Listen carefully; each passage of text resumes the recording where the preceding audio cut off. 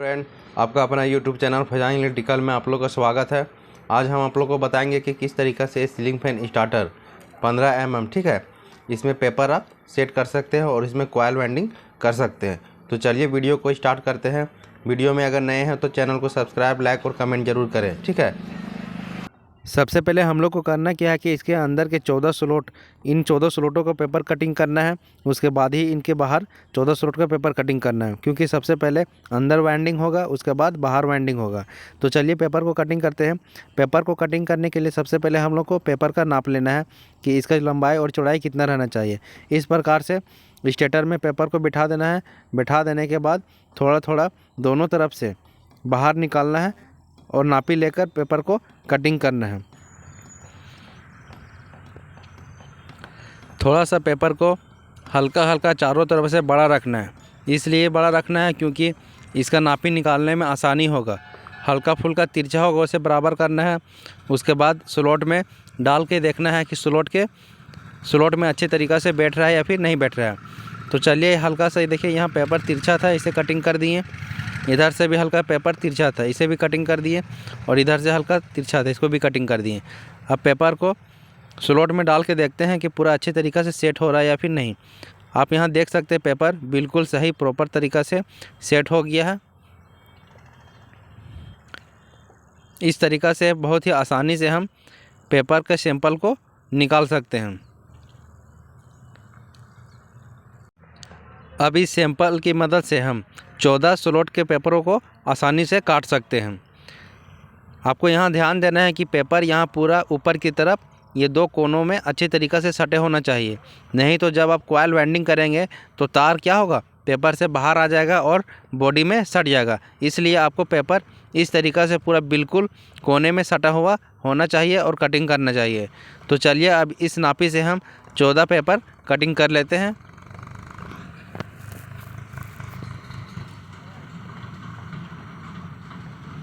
इस प्रकार से कैंची से कटिंग करना है और पेपर को धीरे धीरे आगे बढ़ाना है।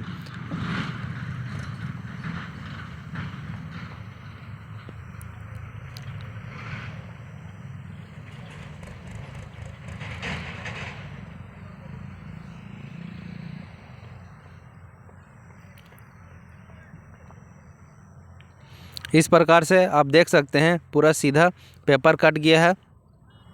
अब इससे हम 14 स्लॉटों का पेपर को कटिंग करेंगे।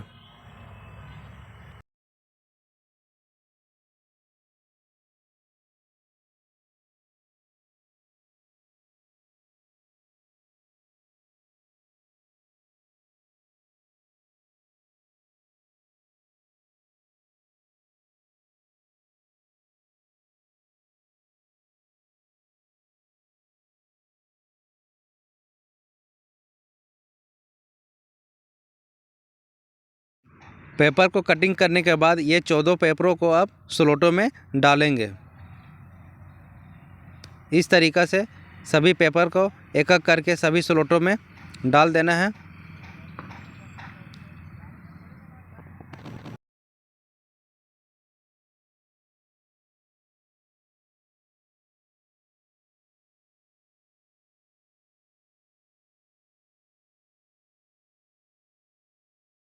आप देख सकते हैं यहाँ पेपर पूरे अच्छी तरीक़ा से 14 स्लॉटों में डल चुके हैं। अब ये देखिए, इस सैंपल से बाहर का पेपर को कटिंग करना है। यही सैंपल आपका बाहर का पेपरों को कटिंग करने में मदद करेगा।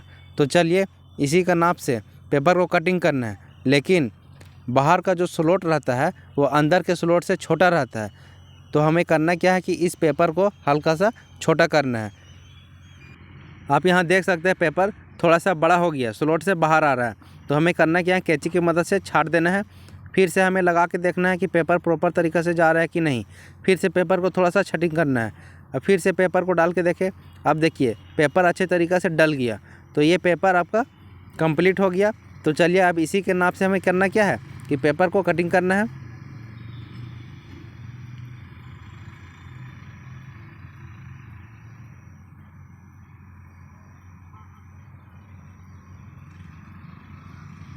फिर से उसी प्रकार हमें 14 स्लॉट के पेपरों को कैंची की मदद से काट लेना है।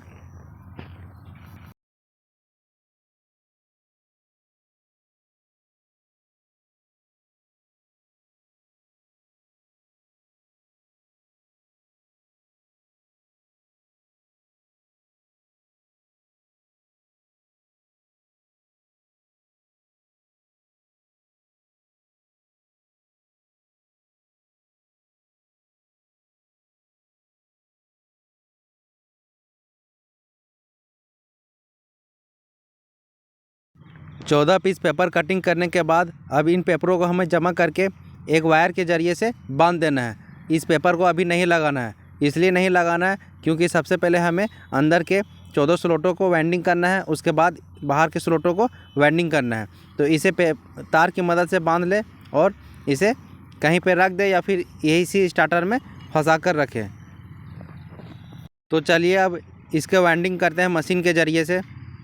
14 स्लॉट स्टेटर को कॉइल वेल्डिंग करने के लिए सबसे पहले हम लोग को जानना होगा कि इसमें कौन कौन सा डाई लगता है।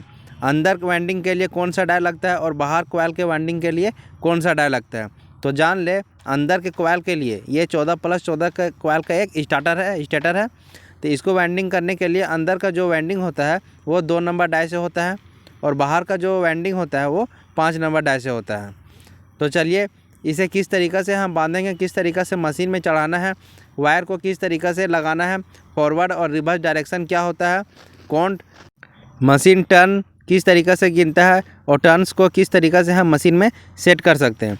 तो चलिए सबसे पहले हमें देखिए यहाँ पे 6 नंबर डाई लगा हुआ था, तो इस 6 नंबर डाई को खोल देना है 10 नंबर रेंच की मदद से। 2 डाई लगा हुआ रहता है, दोनों डायों को खोल देना है। उसके बाद हम इसमें 2 नंबर डाई लगाएंगे क्योंकि हमें सबसे पहले अंदर का कॉइल को वेल्डिंग करना है।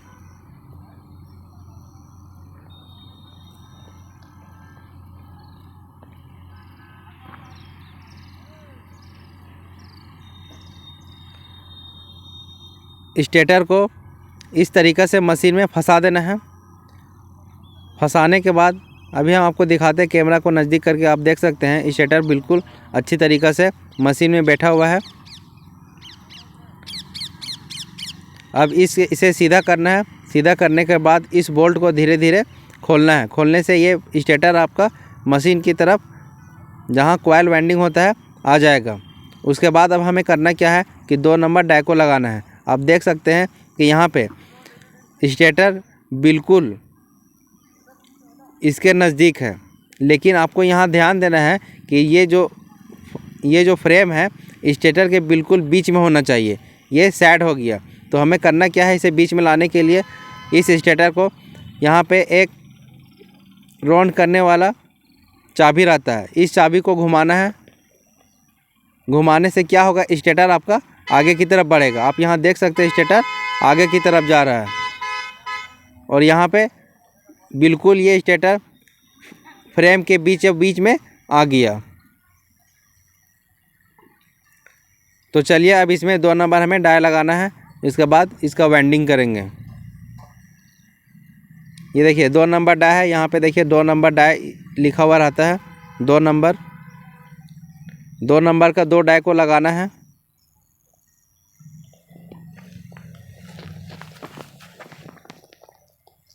इस तरीक़े से 2 नंबर डाई को लगाना है। उसके बाद रेंच की मदद से 10 नंबर बोल्ट को टाइट कर देना है।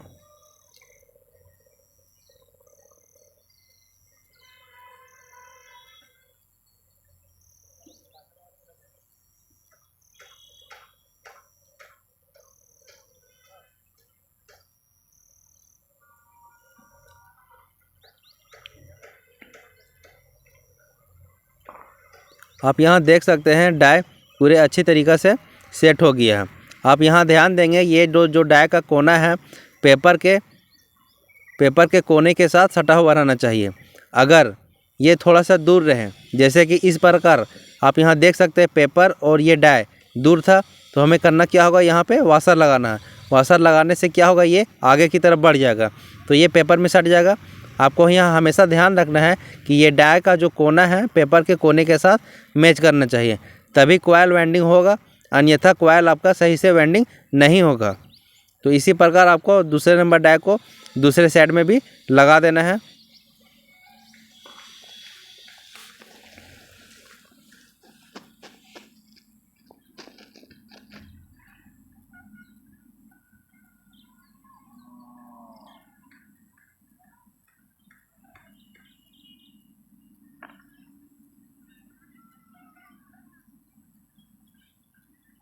इस प्रकार से दूसरे डाई को भी रेंच की मदद से टाइट कर देना है और लगा देना है मशीन में। आप देख सकते हैं दोनों डाई प्रॉपर तरीक़ा से लग गया है, अच्छे तरीक़ा से लग गया है। अब चलिए आपको दिखाते हैं यहाँ मशीन का फंक्शन। इससे क्या होता है, मशीन ऑन होता है। यहाँ पे मशीन जब वाइंडिंग होता है काउंट होता है और यहाँ पे आप सेट कर सकते हैं कि कितना टर्न्स डालना है, ठीक है। और यहाँ पे आप देख सकते हैं फॉरवर्ड डायरेक्शन, मतलब टर्न्स जो कॉइल का वाइंडिंग होगा वो फॉरवर्ड डायरेक्शन में होगा और यहाँ लिखा हुआ रिवर्स। तो जब यहाँ पे लाल बत्ती जलेगा तो आप समझिएगा क्या कि ये रिवर्स डायरेक्शन में मशीन अब चलेगा।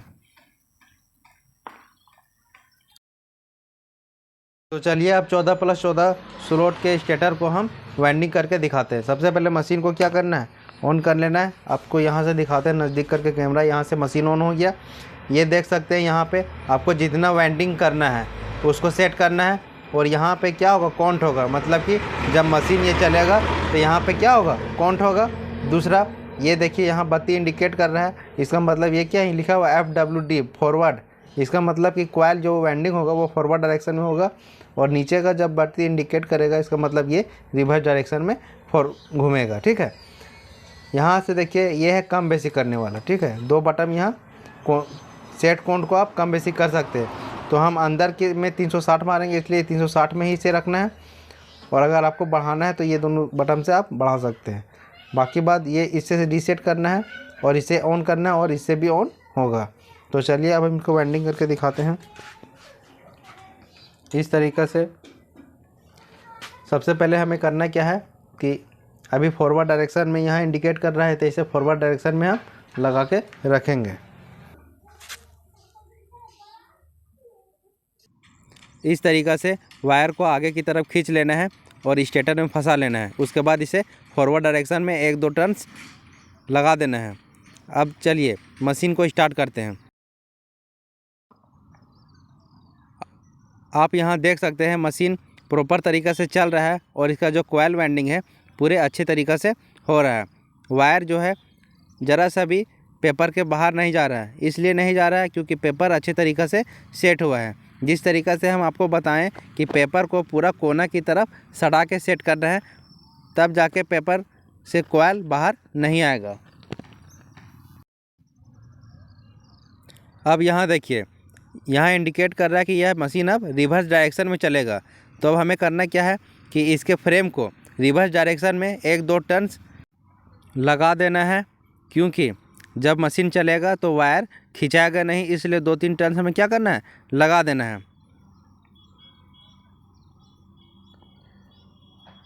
इस प्रकार से देखिए 1 टर्न्स हमने क्या किया, लगा दिया। उसके बाद मशीन को चालू किया। चालू करने से देखिए आप देख सकते हैं यहाँ मशीन प्रॉपर तरीक़ा से फिर से चल रहा है और कॉइल वाइंडिंग भी अच्छे तरीक़ा से हो रहा है। इसी प्रकार से हमें करना क्या है, इसके सभी स्लॉटों को कॉइल वाइंडिंग करना है मशीन के ज़रिए से। आप देख सकते हैं अब मशीन में फॉरवर्ड डायरेक्शन में इंडिकेट कर रहा है। इसका मतलब अब ये मशीन फॉरवर्ड डायरेक्शन में चलेगा। फिर से हमें इसे फॉरवर्ड डायरेक्शन में 1-2 टर्न्स मार देना है। उसके बाद मशीन को ऑन करना है। इस प्रकार से सेट करने के बाद फिर से फ्रेम को 1-2 टर्न फॉरवर्ड के डायरेक्शन में लगाना है और मशीन को ऑन कर देना है। आप देख सकते हैं यहाँ फॉरवर्ड डायरेक्शन में इंडिकेट कर रहा था। इस तरीक़ा से इस वीडियो में हम सीखे हैं कि किस प्रकार से मशीन के ज़रिए से हम पंखे को वाइंडिंग कर सकते हैं। पंखे को वाइंडिंग करने के बाद अब देखिए इसमें हमको क्या करना है, पेपर डालना है।